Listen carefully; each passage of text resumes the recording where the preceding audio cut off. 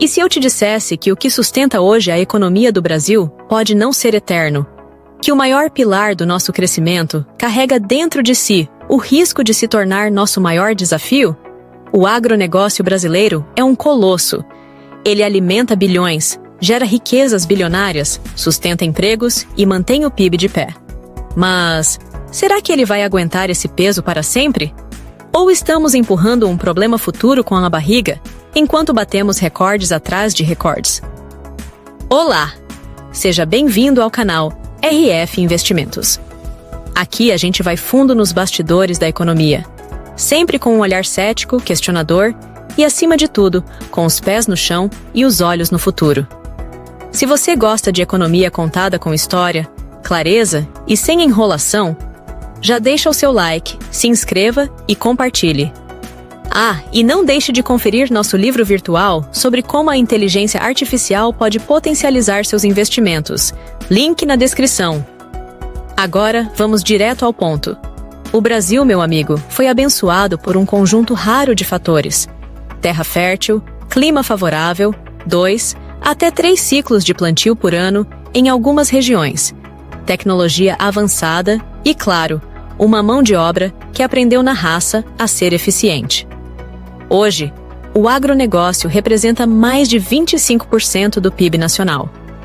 Em 2025, estamos falando de uma safra recorde de cerca de 333 milhões de toneladas de grãos.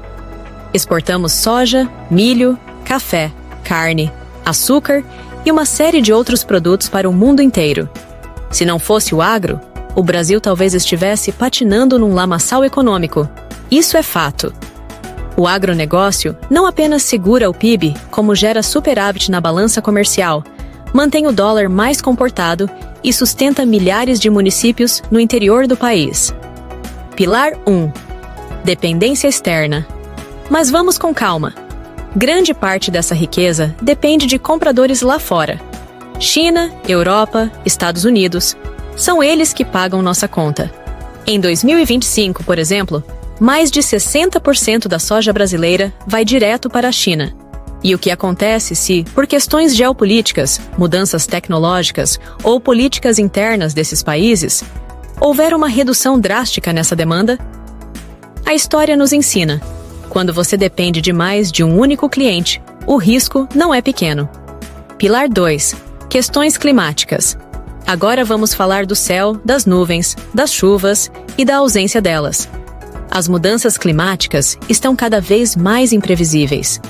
Em 2025, o Brasil enfrentou incêndios recordes no Pantanal e secas severas em algumas regiões produtoras. A crise hídrica já impacta a produção de energia, logística e, claro, o próprio agro. E isso não é previsão catastrófica de futurista, não. É o que já está acontecendo debaixo dos nossos olhos. Pilar 3. Carga tributária e pressões políticas. Outra bomba relógio: a questão tributária. O governo, diante de um déficit fiscal crônico, começa a olhar com mais apetite para as receitas do agro. Em 2025, medidas sobre fiagro, créditos presumidos e exportações já causam barulho entre os produtores. A tão falada reforma tributária pode ser positiva para o país como um todo, mas muitos setores do agro temem perder competitividade no processo. Afinal de contas, toda grande riqueza um dia vira alvo fiscal. Imagine por um segundo o seguinte cenário: os preços internacionais caem, a China compra menos, o clima atinge duramente as safras e o governo aumenta a carga tributária para cobrir seus buracos fiscais. O que sobra?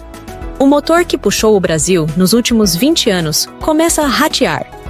Sem o agro forte, o Brasil perde superávit, o dólar sobe, a inflação volta com força e os juros, que já estão altíssimos em 2025, precisariam subir ainda mais.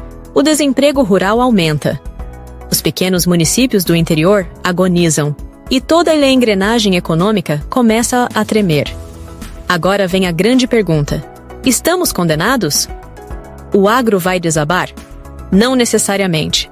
O que o Brasil precisa é de visão estratégica de longo prazo, diversificação de mercados compradores, Não podemos depender só da China.